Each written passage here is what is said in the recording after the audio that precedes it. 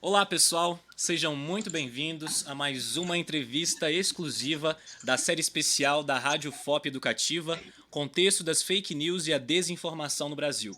Meu nome é Alexander Chechel e estou à frente dessa entrevista com meu amigo Ângelo Queiroz também. Muito prazer, gente. Meu nome é Ângelo Queiroz, estudante de música licenciatura da UFOP, e eu também participarei da condução dessa conversa. O tema da nossa entrevista hoje é divulgação científica no contexto do negacionismo. Hoje, como podemos pensar na divulgação da ciência e como ela chega até as pessoas? E no atual contexto que vivemos, como combater a onda do chamado negacionismo da ciência? Chamamos dois especialistas que vão falar e esclarecer sobre essas discussões. Os nossos convidados, a professora Eline Decache Maia e o professor Luiz Felipe Santoro Dantas. Ela é doutora em Antropologia Social pelo Museu Nacional da Universidade Federal do Rio de Janeiro e atualmente é professora da pós-graduação em Ensino de Ciências no Instituto Federal do Rio de Janeiro. Ele é professor de Química licenciado e mestrado em Ciências da Natureza pela Universidade Federal Fluminense. Atualmente é doutorando no programa de pós-graduação em stricto sensu do Ensino de Ciências do Instituto Federal de Educação, Ciência e Tecnologia do Rio de Janeiro. Sejam muito bem-vindos para essa conversa e por aceitar o convite também. Eu que agradeço o convite, a oportunidade de conversar um pouco sobre o tema, né? Muito obrigado também pelo convite. Faço das palavras da Aline a minha também, e também para a gente poder compartilhar nossas produções, a gente conversar, que acho que sempre há uma troca entre educação, ciência, e a gente tem que aproveitar esse momento sempre. Com certeza.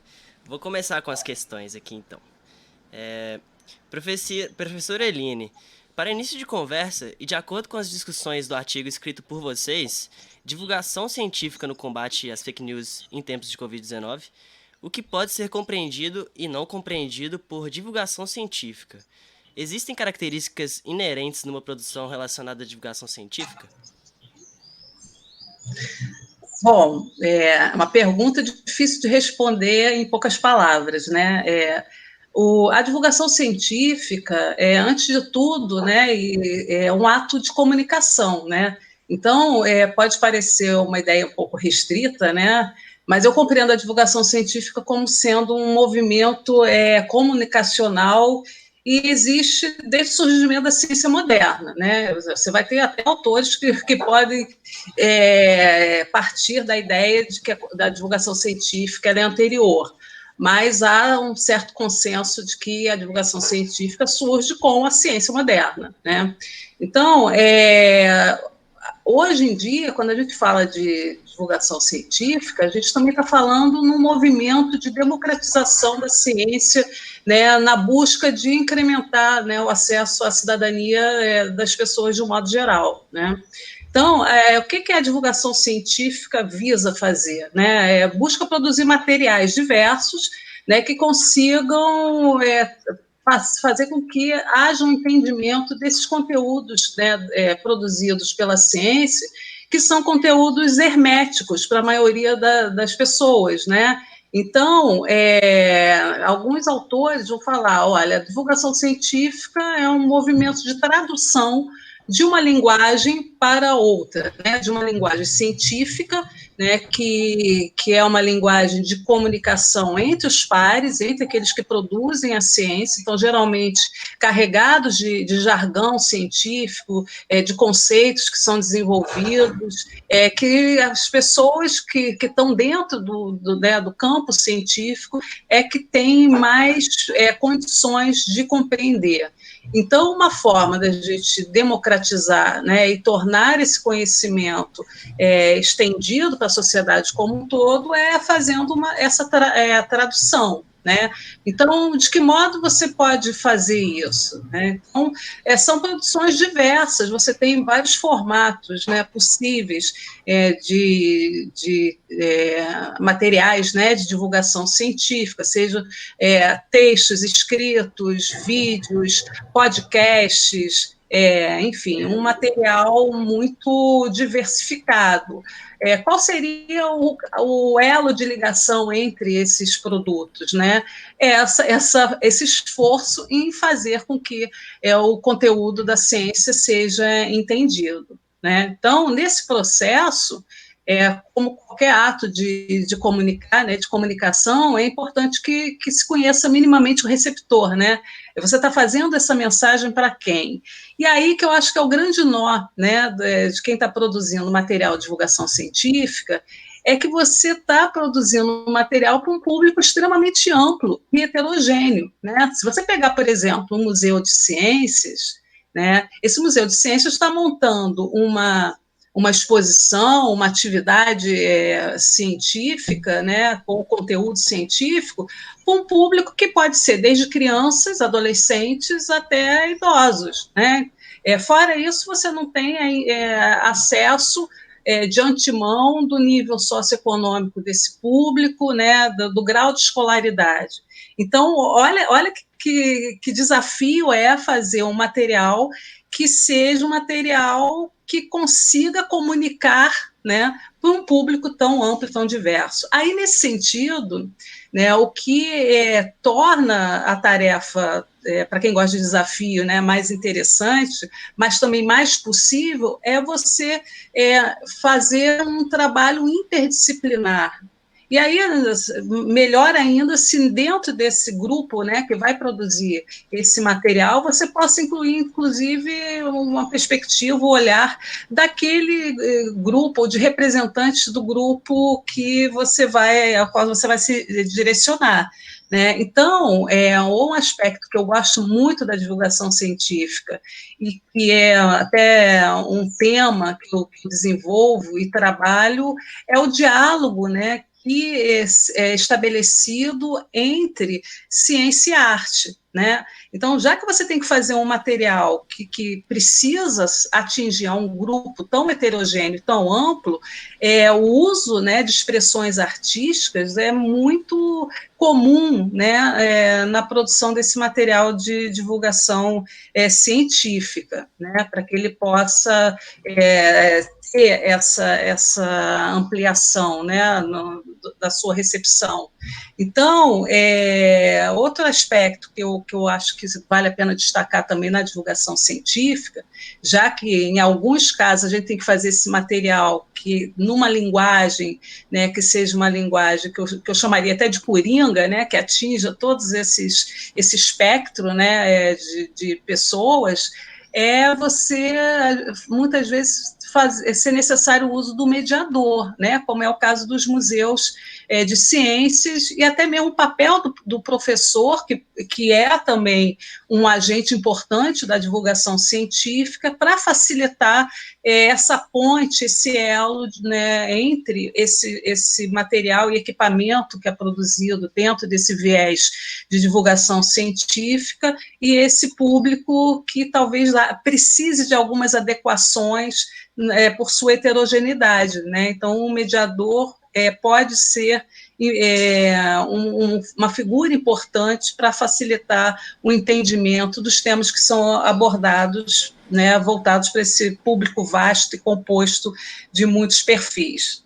Né? Se a gente quiser fazer uma síntese da síntese, alguns autores podem até brigar comigo pela simplicidade, né, da definição, mas é isso, é traduzir o conteúdo da ciência que é feito e produzido numa linguagem de difícil acesso à população, principalmente uma população como a do Brasil, que tem uma escolaridade, né, precária, fazer com que essa população possa ter esse entendimento, compreensão desse universo produzido no interior do campo científico. Né? Então, é mais ou menos isso. Não sei se eu consegui, né, responder, mas é isso. Luiz, quer acrescentar? Eu já estou aqui. Não, eu concordo, e assim, e o que você falou tem tudo a ver, assim, é um processo, acho que uma outra síntese é aquele processo de democratização cultural, que a gente está levando essa linguagem especializada para um público diverso, um público heterogêneo, e acho que esse é o principal papel da divulgação científica, e não importa o meio, né? pode ser escrito, falado, por desenho, por arte, por áudio, por linguagem. Então, assim, é o principal papel da divulgação científica mesmo. Importante a professora frisar isso da divulgação científica, principalmente nesses espaços como a arte, né? Esses espaços onde que pode acontecer, na verdade, um letramento, né? Porque a partir das experiências das pessoas é que elas vão traduzir esse material e nesses diversos espaços também. A gente está vendo agora um movimento muito grande na internet, né? Dos divulgadores científicos famosos que a gente conhece. Um deles é o Dr. Drauzio Varella. Um deles também é o Átila Yamarino, né? Átila Yamarino. Átila Yamarino, né? Que ele tem um canal no YouTube, né? Ele é professor microbiólogo da USP. Mas para além desses espaços, professor Luiz Dantas, onde estão os divulgadores científicos no Brasil? E quem faz essa ciência, quem faz a divulgação científica no Brasil? Sim, essa é uma pergunta importante porque, assim, como o processo de divulgação científica ele é amplo, há diversas pessoas que também estão fazendo a divulgação científica.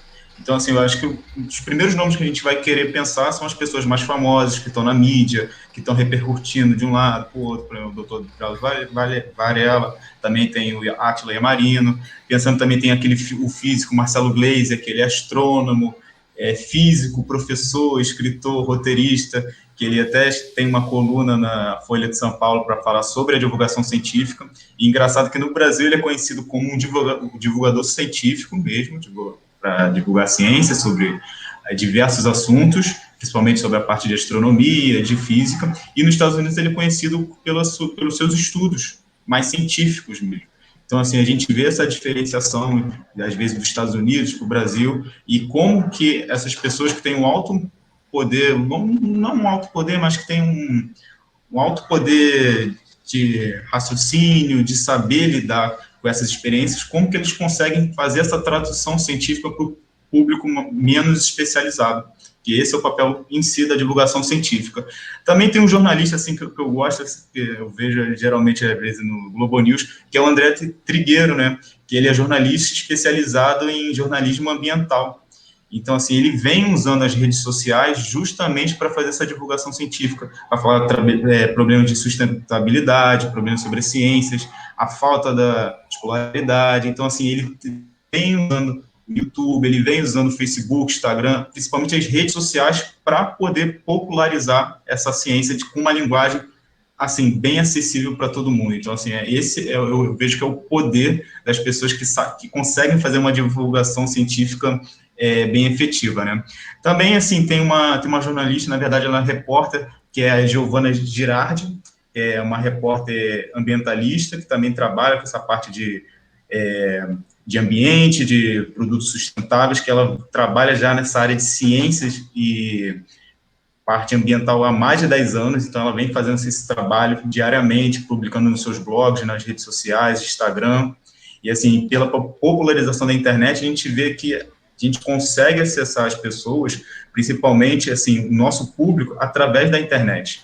Então, assim, a gente tem que usar esses meios, a gente precisa popularizar ainda mais e usar para o bem, né? E daqui a pouquinho, talvez, a gente até vai caminhar um pouquinho para falar algumas coisas sobre o que a internet também pode ocasionar pela essa popularização de ideias também, né? Também tem uma divulgadora também conhecida na área de divulgação científica, que é a Luísa Massarini, que ela é professora e doutora do Instituto Oswaldo Cruz, que fica aqui no Rio de Janeiro, da Fiocruz, tem diversos trabalhos publicados na área de divulgação científica, e hoje era até a diretora executiva da Rede POP, que é uma rede de popularização da ciência e da tecnologia da América Latina e do Caribe. Então, assim, ela vem fazendo uns trabalhos mais teóricos, também de popularização de ciência e divulgação científica, então ela vem também passando por esses lados. E, assim, eu acho que além desses pesquisadores e jornalistas, a gente tem que ter um olhar mais atento para o que está, vamos dizer assim, né, uma linguagem mais informal, o que está bombando no momento, que são o quê? As redes sociais, que são as mídias sociais, o que tem sido produzido, o que a gente consegue fazer com mais efetividade para os jovens, de repente para os nossos alunos. Aí eu separei aqui, ver aqui, né, algumas ideias de alguns programas, principalmente que eu pesquisei sobre mulheres nas ciências, que eu acho que é um tema sensacional, que a gente quebra esse paradigma que cientista e divulgador científico precisa ser um homem. Então, na verdade, tem mulheres que fazem ciência, que fazem muito bem, que elas conseguem se comunicar excelente, que não deixa nada para trás. E, assim, o primeiro canal que eu pensei foi o Peixe Babel, que foi fundado em 2014. São duas pesquisadoras que elas vêm fazendo esse papel pelo YouTube. Elas criaram em 2014 um canal para justamente desmitificar a ciência. Então, elas vêm falando com o público, com uma linguagem menos especializada, uma linguagem mais informal, e que agora, vamos dizer assim, em meados dessa pandemia, o canal dela ficou muito famoso, que ela pegou, as duas começaram a pegar dados sobre a Covid, vindo dados internacionais, dados do Brasil, e usando o seu poder de cientista, né, vamos dizer assim, transformou em alguns algoritmos e começou a gerar gráficos.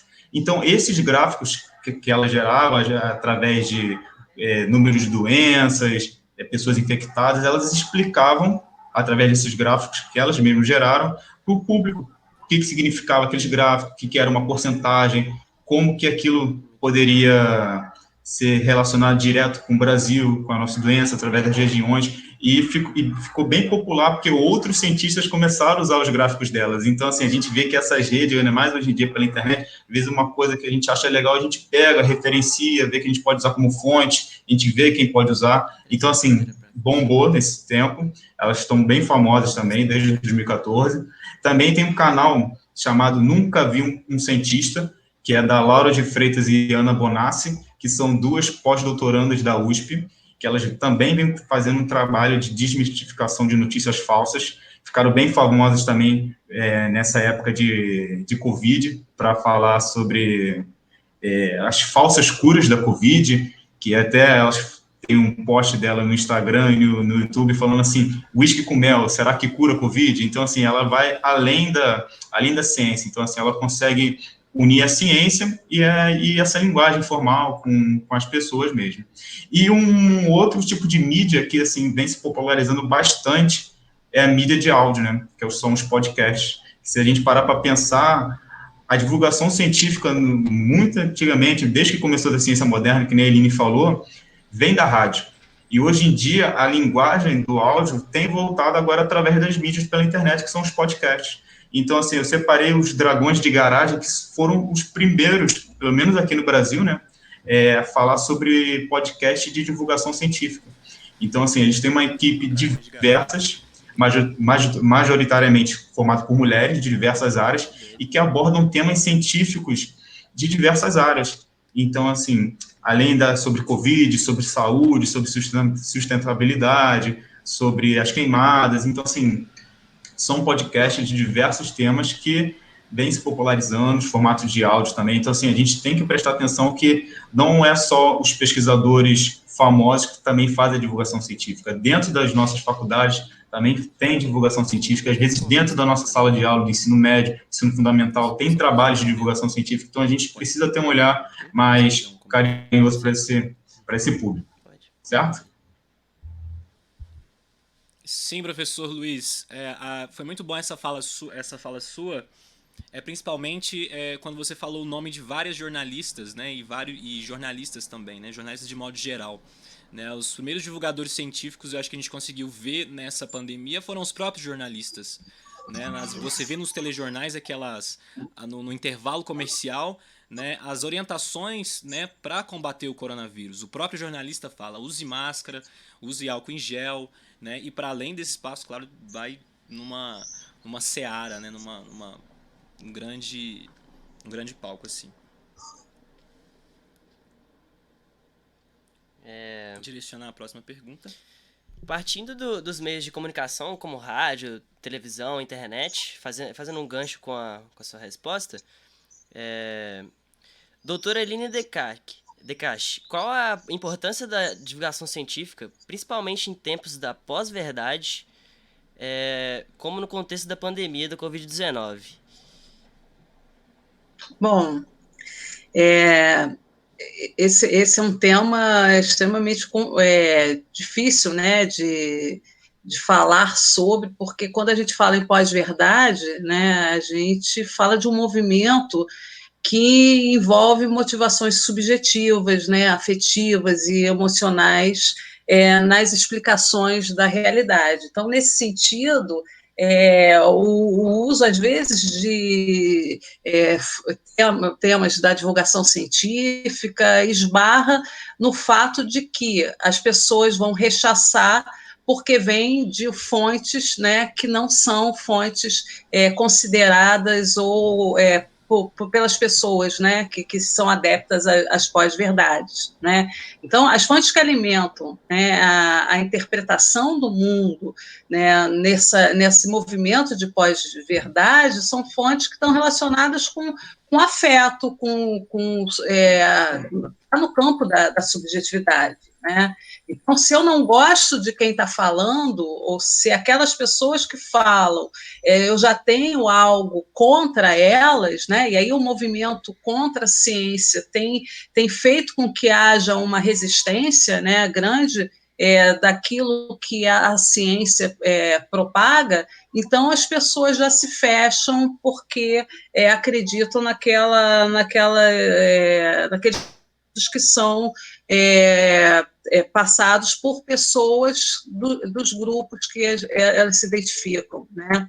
Então, na verdade, a pós-verdade é movida por convicções, né? Então, não há nesse processo nada que precisa ser comprovado nesse sentido, né? Basta a fonte dessas informações, que essa fonte seja de alguém ou de um grupo que eu considere, né? Então, o pior de tudo isso, para mim, é o uso político, né, que tem sido feito desse movimento, né, da pós-verdade, né? Então, a pandemia da Covid trouxe, né, de forma bem explícita esse embate que a gente observa hoje, né? E uma das consequências, né, que a gente vê é o ataque desqualificando a ciência, os cientistas, né, os seus espaços de produção, as universidades, os professores, né, todos esses grupos, né, que estão vinculados, estritamente vinculados, ou na produção da ciência, né, ou no ensino da ciência, está sendo atacado, né? E aí você tem um efeito, né, que faz com que grande parte da população já tem pouco conhecimento sobre a ciência, né, ela reforce ainda mais, né, o rechaçamento, né, ao conhecimento científico. Então, é uma disputa, né, muito desleal na medida em que você também tem setores, né, da economia, da política, que injetam recursos, né, em grupos, né, que vão criar, né, determinadas fake news, determinadas notícias que são baseadas em convicções, né? Então, isso é muito complicado, né? Então, a divulgação científica, nesse sentido, ela é fundamental para reverter, ou pelo menos minimizar, né, os impactos desse movimento, né? Acho que a ciência, para isso, tem que ser mais palatável, né, acessível e à população que já está recebendo, né, um volume de informações e de ataques, né, e acreditando que a ciência seja essa coisa horrorosa que as pessoas colocam, né? Então, ao contrário, a ciência, a população, primeiro, acredita muito nessas fake news também, porque a ciência se apartou, né, da sociedade e não é acessível à população. As pessoas não acreditam, a ciência não faz parte do mundo delas, né? Então, acho que o movimento de divulgação científica ele deve também ser feito no sentido de mostrar que a ciência é desse mundo, sim, faz parte do mundo dessas pessoas, está no cotidiano, no dia a dia das pessoas, né?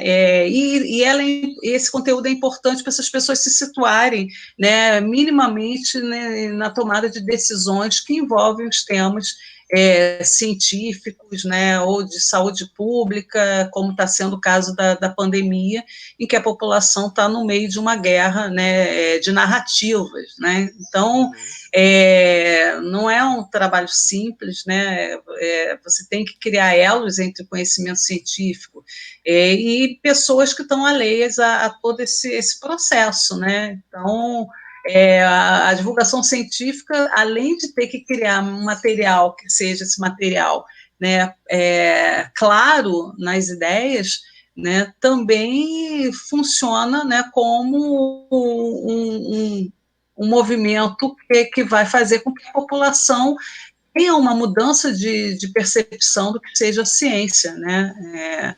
Então, enfim, é isso. E eu acho também uma questão importante de ser frisada é que a divulgação científica também, por si só, não tem potência, né? A escola é uma instituição fundamental nesse processo, porque não adianta eu criar um material ou um equipamento que seja muito bem elaborado, que seja lindo, maravilhoso, que tenha um apelo, né, visual, que crie uma vontade de conhecer das pessoas, se as pessoas não têm minimamente, né, um suporte para entender aquilo que está sendo comunicado, né? E aí a escola, né, tem esse papel também de dar subsídios mínimos para a população consumir, né, esse material da divulgação científica. Muito importante, professora Eline, a sua fala sobre da importância da divulgação científica se afirmar que a ciência é uma coisa boa. Né? Porque com essa onda toda, essa onda extremista, né, que ela é de negação à ciência, né, ela já está pairando aí já desde 2013. Né? Agora que a gente está vendo assim, os fantasmas, né, começarem a sair do armário de verdade. E um dos termos que é que é utilizado no artigo de vocês é o chamado obscurantismo beligerante, um termo muito conhecido, né, nas ciências sociais, né, que fala um pouquinho sobre essa realidade que a gente está vivendo agora. Esse termo foi cunhado pelo pesquisador em educação Newton Duarte, e minha pergunta segue para o Luiz. Luiz, o que esse obscurantismo beligerante significa dentro desse sistema atual de governo e dentro desse contexto em que vivemos? Qual é a ameaça que ele apresenta? Olha, eu acho que é engraçado falar isso, mas tudo tem a ver. Parece que quando foi criado já estavam pensando o que estava acontecendo já o que ia acontecer com o nosso governo, né, no momento atual. É um movimento de negacionismo, que nem a Eline falou, vocês falaram, é um movimento de negação da ciência. E, assim, o mais incrível que a gente vem observado é que pelos ataques, né, pela agressividade que essas pessoas que, quando falam sobre a negação das ciências, usam, né, através de falas, de publicações, através de internet, então elas usam termos agressivos de qualquer coisa que possa desafiar o que eles pensam, né, assim, sobre a sua ideologia, sobre o seu conservacionismo. Então, assim, a gente tem que tomar muito cuidado. Tem um pesquisador da química, o nome dele é Hélio Mercedes Neto, que ele diz que a gente tem que combater esse obscurantismo, esses tempos de obscurantismo, através da ciência. Então, assim, a gente tem que usar a divulgação científica para isso. Mas, assim, segundo ele, a gente não precisa ficar passivo, só recebendo esses ataques. A gente tem que atacar, óbvio, com todo respeito, com todo o poder científico, com toda a razão também, atacar isso através da ciência. Então, às vezes, a gente vê algumas publicações, a gente vê algumas notícias falsas, falando, isso daqui não existe por causa disso, mas a gente tem que questionar por que isso não existe. Porque alguém falou para você que isso não existe? O que a ciência demonstra isso sobre a gente? Então, assim, eu que sou das ciências exatas, né, sou da química, a gente vai muito sobre a pesquisa. Então, assim, a gente pesquisa, a gente vai atrás, a gente vê se dá certo, se dá errado, a gente vai atrás das referências, só que também a gente tem que tomar cuidado, porque essas pessoas também usam referências, usam fontes, só que são referências e são fontes que não existem. Então, assim, eles atacam a ciência através de uma ciência que não existe. Então, assim, usam fontes erradas, pegam fontes internacionais, porque de repente quem vai ler não vai entender, então fala, ah, não, esse daqui veio de fora, então é verdade. Só que a gente tem que levar esse questionamento, a gente tem que levar vamos pensar, essa interrogação para os nossos alunos. Porque, assim, eu acredito que, assim, a gente tem que começar a transformar as pessoas, os indivíduos, através da base, através do ensino fundamental, através da alfabetização. Então, assim, levar esse questionamento, levando para a criança, passando para o adolescente, às vezes dentro de casa, a criança conversa isso com os pais, conversa com a família. Ah, não, mas a gente tem que saber se isso é verdade. Como que a gente consegue fazer isso?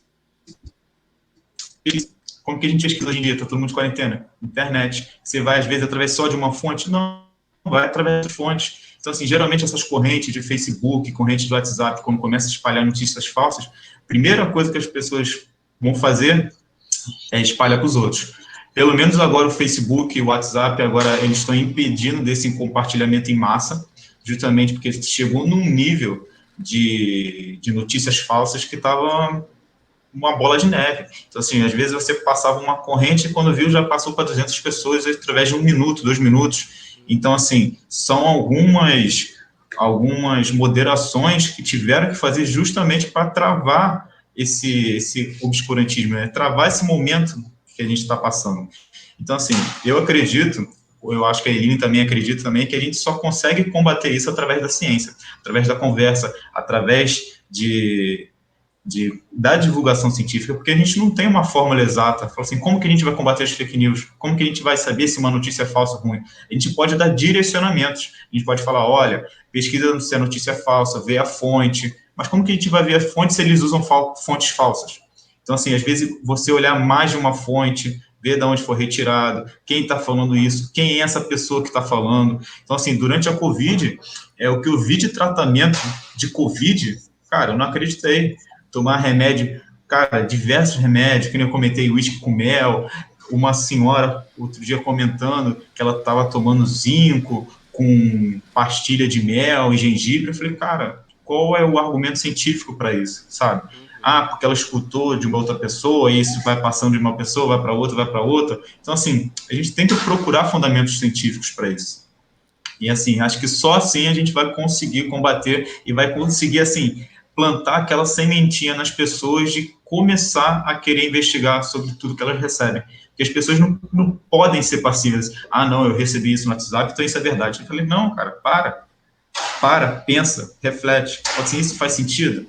Ah, não, mas 3 pessoas me falaram. Eu falei, então por que você não pode pensar ao contrário? Pesquisa. Vai atrás, não sabe? Pergunta para, de repente, algum especialista, alguém que você confia, alguém que é já da área da ciência. Porque, cara, a gente tem que fazer esse trabalho de formiguinha. Então, assim, a gente tem que combater, porque geralmente essas pessoas que utilizam essas notícias falsas, elas não têm mesmo embasamento científico. Então, assim, através da ciência que a gente vai conseguir combater, sem dúvida. Eline, quer completar alguma coisa? Não, eu só queria dizer também, para complementar até a questão da pseudociência, das fake news, é que quem está à frente promovendo, né, a propagação dessas ideias não é movido por princípios éticos, né? A ciência é movida por princípios éticos. Você pode até ter cientistas que não são éticos, mas você tem instâncias de controle, né? Você tem comitês de éticas que vão estar, de uma certa forma, regulando as atividades científicas, e o cientista está produzindo a partir desses princípios. Então, há uma guerra aí desigual, porque não, é muito desmedido a forma como as pessoas divulgam, né, ideias que, às vezes, elas mesmas não acreditam, mas que têm uma função política, né, uma motivação econômica e um propósito escuso por trás disso, né, e pouco ligam para o efeito que aquilo vai surtir na população. Quer dizer, uma pessoa que vai e toma um remédio achando que está, né, ou sei lá, um placebo qualquer, achando que está se curando, né, uísque com mel, até é bom tomar uísque com mel, mas não para curar Covid, né? Você toma porque, né, enfim, né? E aí você toma o uísque com mel achando que está se protegendo de uma doença e pega essa doença, né? Então, assim, há uma perversidade também por trás de uns movimentos em relação à disseminação, né, dessas ideias que são, para quem tem, né, uma alfabetização científica mínima, né, sabem que elas não são verdadeiras, né, que elas não se sustentam como conhecimento científico. Então, eu acho que beira, às vezes, a perversidade, o que a gente assiste hoje em dia, né, nesse combate, principalmente nesse combate à pandemia que a gente está observando. E até assim, só para complementar novamente, que é engraçado você falar de alfabetização científica, que a gente vai ver daqui a pouco que já está acontecendo um movimento, que está retornando aquele movimento anti-vacina. Aquela briga política da onde que vai vir vacina, se não, que a vacina da China não vai surtir efeito, que a Anvisa está errado. Então, assim, o que isso vai gerar, o que a política está gerando e o que vai ocasionar isso no ano que vem, quando começar a época de vacinação, vai acontecer que vai ser pessoas, dezenas, milhares, centenas, pessoas que não vão querer tomar vacina, porque vai acreditar que se tomar vacina vai pegar Covid, que o governo falou que se tomar vacina, elas vão ficar doentes, pode acontecer alguma coisa. Então, assim, a gente tem que tomar cuidado. Então, assim, a gente tem que explicar, por exemplo, o que vai acontecer agora, como que a gente pode combater isso? Explicar como é que funciona a vacina. Não, que falaram que na vacina tem vírus. Sim, tem, mas são vírus diferentes, são vírus modificados, justamente para você gerar anticorpos. Então, assim, é através da ciência que a gente vai conseguir combater. Mas, assim, é um trabalho de formiguinha, porque, assim, hoje em dia, pelas redes sociais, a internet, as notícias se espalham em milésimos de segundos, então, assim, às vezes você vai ser um contra não sei quantos, mas se você conseguir surtir efeito e espalhando isso, é isso que a gente tem que fazer, é um trabalho devagar, mas a gente não pode desistir. Então, assim, é a divulgação científica mesmo, são os divulgadores científicos que vão fazer por onde, né, esses movimentos anti-vacina, movimentos de Covid, terraplanistas, diversos movimentos que a gente vem vendo por aí, né?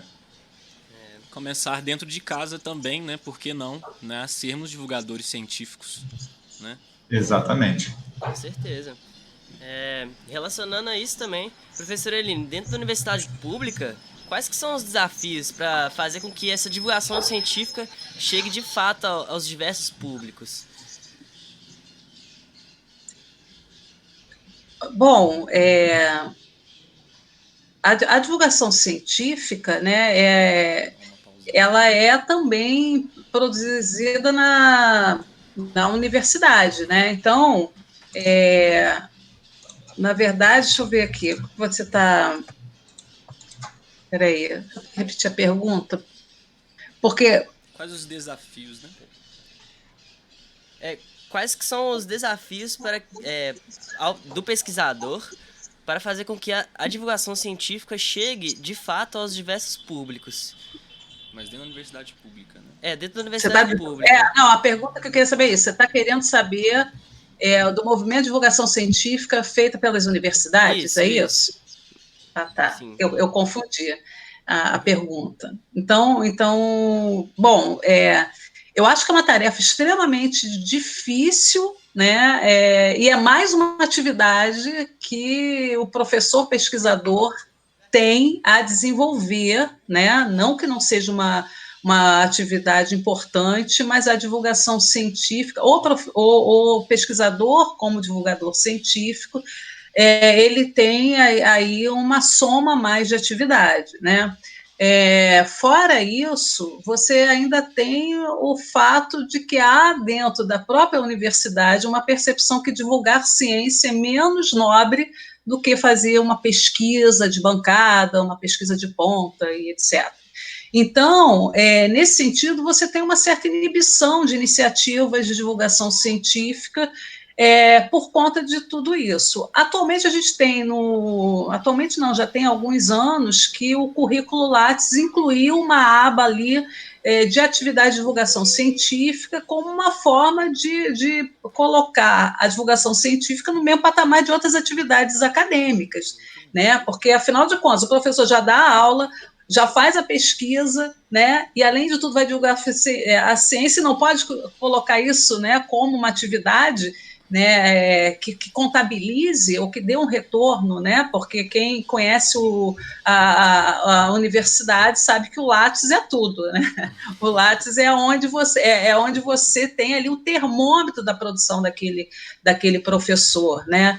Então, assim, e isso resulta em quê? Resulta no fato de que os professores, para fazer, né, os pesquisadores, para fazer divulgação científica, eles têm que ter uma compreensão da importância da divulgação científica, né? Perceber, entender que a divulgação científica, inclusive, vai reverter para o seu laboratório, porque muitas vezes, quando a população tem um conhecimento do que está sendo produzido, né, na universidade, da importância daquilo, você também amplia o debate, né, político sobre isso, e pode ampliar verbas, né, tanto para a divulgação em si, como para as pesquisas. Então, não é uma coisa isolada, né? É preciso ampliar essa compreensão da divulgação científica como algo que faz parte, né, das atividades da universidade, né?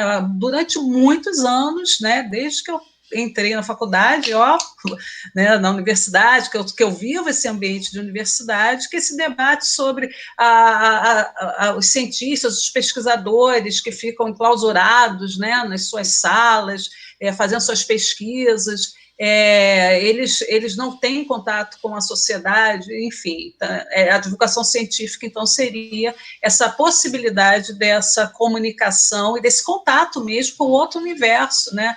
Eu, às vezes, isso é tão assim arraigado, né, em quem faz pesquisa, em quem está na academia, que muitas vezes eu dou aula, os alunos falam: professora, está falando difícil, eu não tenho distanciamento, eu não consigo perceber, muitas vezes, que aquele linguajar, que é um jargão, que mesmo sendo das ciências sociais, obviamente, né, eu tenho meus jargões, né, e o uso dos termos dificulta, inclusive, o acesso, né, daquele conteúdo para os alunos. Então, eu tenho que tentar, como professora, é claro que hoje em dia, com uma experiência maior de sala de aula, eu já vou percebendo, né, e vou tentando me adequar, mas no início, quando eu era, assim, na minha carreira de professora, eu achava que eu estava assim, sendo super clara, né, e, no entanto, não estava. Agora, imagina, eu estou falando isso de um público que está sentado nas cadeiras da universidade, né, imagina agora um público que não está mais, né, na escola, que não tem mais acesso a determinados conhecimentos, tendo contato com esse conteúdo.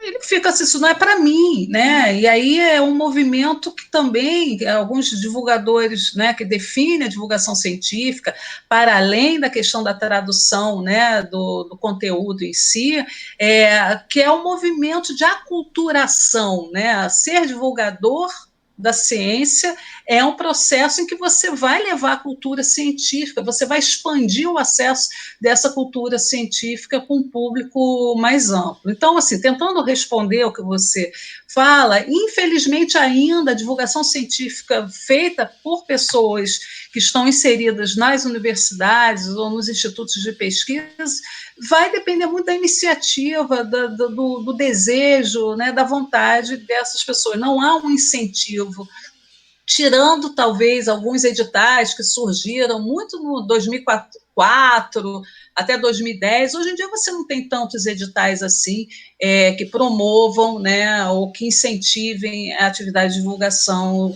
científica, né? Mas ela é fundamental, ela deve fazer parte, né, da universidade, das atividades da universidade, porque isso reverte para a própria produção científica, né, e para a aprovação da ciência para o público mais geral. Fora que eu acho que é um papel social da própria instituições, né, de pesquisa, fazer com que esse conhecimento ele seja impulsione também essa cidadania, né, essa possibilidade de inclusão da população que está fora desses ambientes e poder opinar, né, nas decisões, pelo menos de temas que envolvem, né, tecnologias, conhecimentos científicos, né, enfim, né, e que tenha também um suporte para poder discernir, né, que a vacina é importante, que a vacina,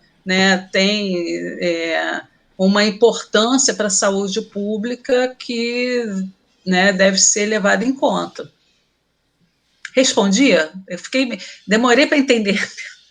Ficou bem respondido. Sim. Como você disse, doutora Eline, de alguns anos atrás e até hoje, né, os pares, né, com os pares científicos, né, dos divulgadores científicos ainda falam para si mesmo, né, para eles mesmos, né.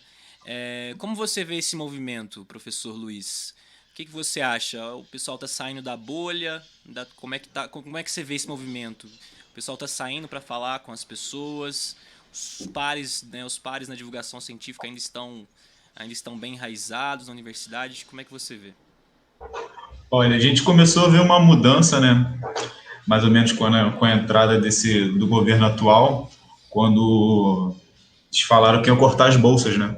As bolsas de iniciação científica, as bolsas editais, cortar a bolsa de mestrandos, doutorandos, e começou o movimento de divulgação da ciência, né? As pessoas começaram a ir às ruas, mostrar suas pesquisas, mostrar a importância da universidade pública, mostrar o que acontece na universidade pública, o que cada grupo de pesquisa estava produzindo. Então, assim, a gente viu uma mudança, né, nesse tempinho atrás, mas, assim, continua difícil, isso daí a gente sabe, ainda mais agora em tempos remotos, né, que, assim, as coisas vêm acontecendo somente pela internet, redes sociais, então, assim, a gente vê uma dificuldade, mas, assim, eu acredito que tem mudado, tem pessoas, tem pesquisadores que a gente fala que querem falar além dos pares, né? Então, assim, às vezes fazem projetos de extensões, às vezes fazem projetos de iniciações à docência, iniciação científica, justamente para levar esse conhecimento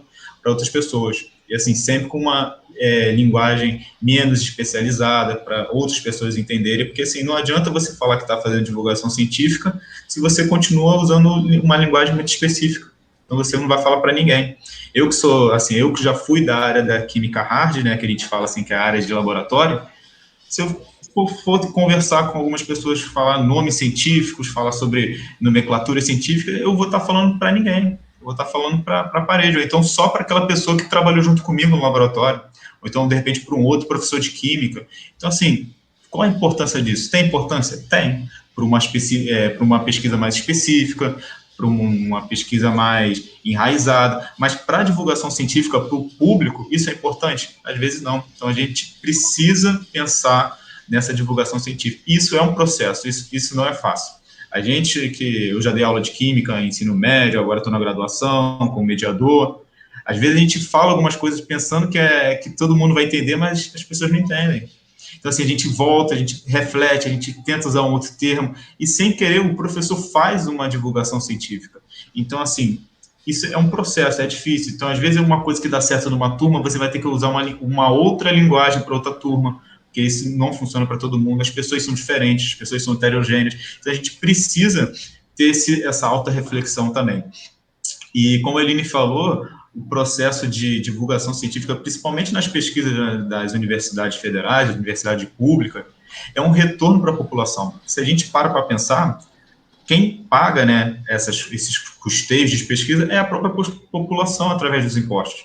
Então, a gente dá esse retorno, fala, olha, dentro da universidade, aqui do lado da minha casa, está tendo uma pesquisa sobre isso vai ser bom por causa disso, vai ter vacina sobre isso, vai melhorar o saneamento básico, estão criando novos métodos de tratamento de esgoto, isso vai ser bom para a gente, então a gente tem que dar valor, e assim, a gente tem que tomar cuidado, a gente precisa ter essa atenção maior, porque assim, às vezes eu até vejo pessoas, principalmente alunos, adolescentes, jovens, que não estão querendo mais ir para a universidade pública. Está tendo um movimento diferente. Porque, assim, eu já escutei de muita gente, de muitos jovens, assim, de 15, 16 anos, universidade pública, mas para quê? Eu vou entrar e não vou saber quando vou sair. Eu prefiro ir para uma faculdade particular, porque eu sei quando eu vou entrar e vou sair. Mas será que só isso importa? Já, assim, o que a universidade pública pode trazer para essas pessoas, a diferenciação, a parte da pesquisa, a parte de troca, de network entre os pares, entre os professores. Então, assim, a gente precisa dar esse valor. Mas, assim, é difícil, mas a gente tem que tá começando a mudar, mas a gente vê que é um trabalho que ainda tem muita coisa para se fazer.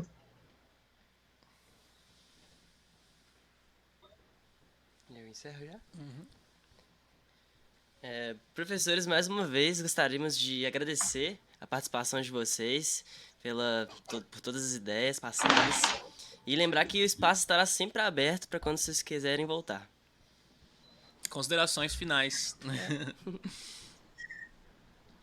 Bom, queria agradecer mais uma vez. Para a gente é muito bom estar aqui, né, falando, batendo esse papo, divulgando o nosso trabalho, nossas percepções. E falar também que eu achei muito interessante o fato de vocês terem convidado a gente a partir de um artigo, né, que a gente escreveu, porque muitas vezes o pesquisador ele escreve um artigo e joga no mundo e depois não tem um retorno. O único retorno mais assim palpável que ele tem é citações, né, do artigo em algum trabalho acadêmico, né? Claro que é um bom retorno.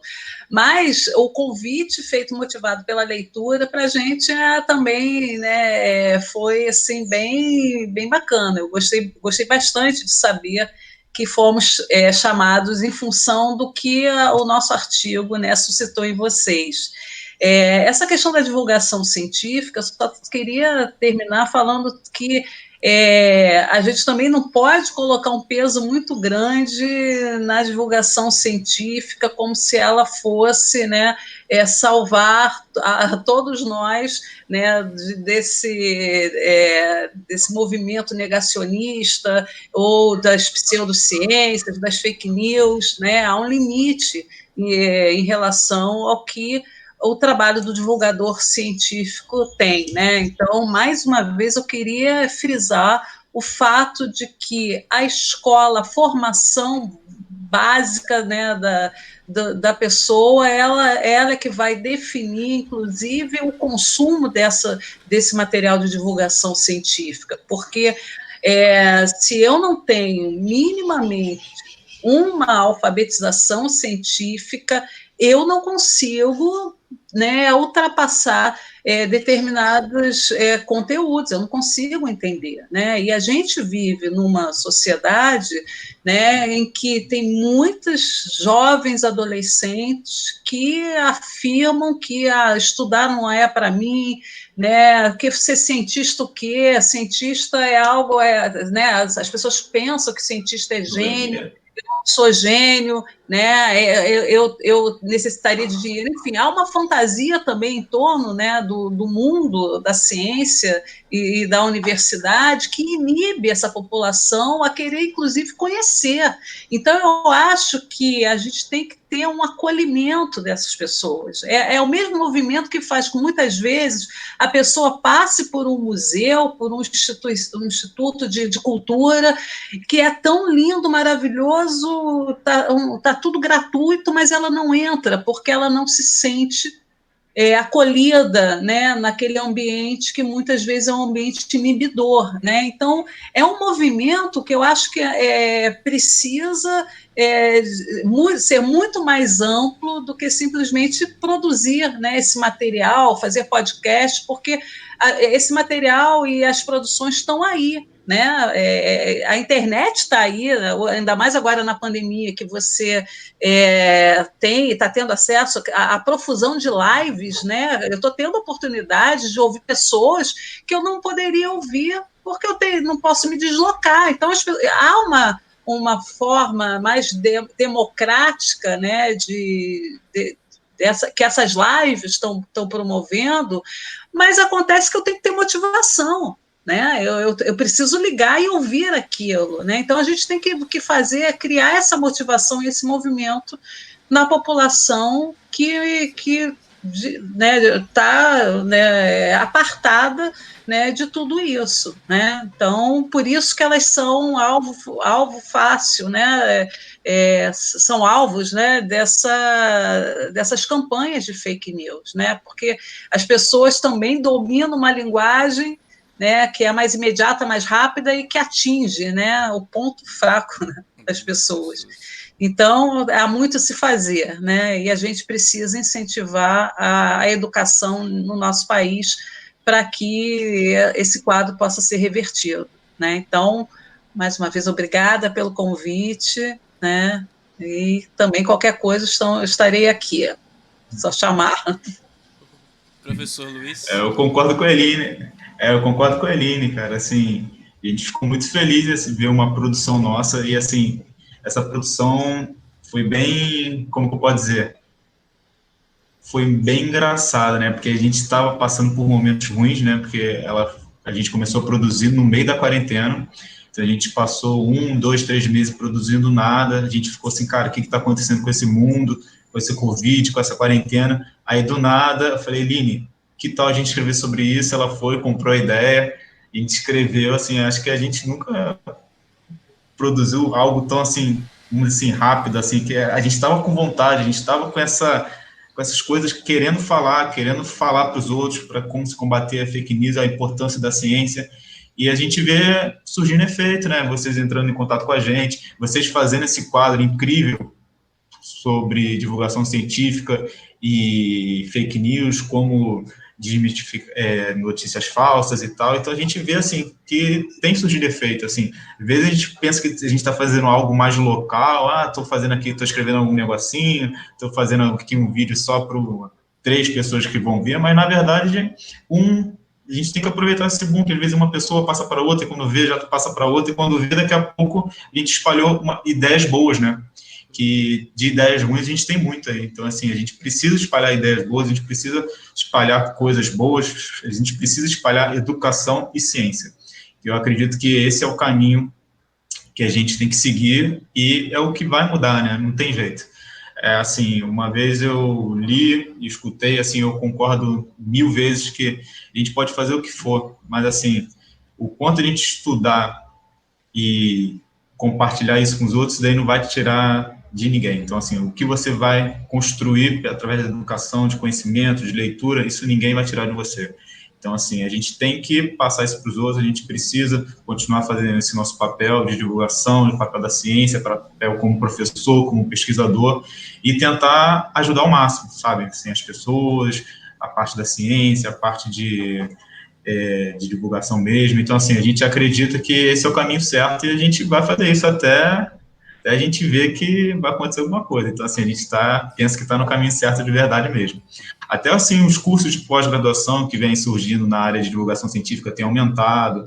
Então, assim, a gente vê que é um caminho interessante, importante, que a gente tem que seguir em frente, sim. Mesmo acontecendo tudo isso de notícias falsas, a gente precisa combater mesmo, não tem jeito. Então, assim, a gente não pode se calar, a gente não pode virar as costas, a gente tem que fazer por onde, mostrar que só a ciência e a educação que vai resolver o nosso caminho no futuro aí. E, assim, repito as palavras ali, precisando de alguma coisa, estamos aí também, compartilhar novos trabalhos, novas ideias, novas conversas. Muito obrigado mesmo por esse convite, que a gente ficou muito feliz de verdade mesmo. Nós que agradecemos a participação de vocês mais uma vez. Nosso trabalho de formiguinha, né? Enquanto formiguinhas, a gente vai fazendo essas pequenas pontes, né? De Ouro Preto ao Rio de Janeiro, né? E a gente tá aí conversando aí, tá certo? Para você que nos assistiu, acesse a nossa rádio na internet, radio.fop.br, e também nas redes sociais. O nosso Instagram é @radiofop e no Facebook Rádio UFOP. Até mais, pessoal, e muito obrigado.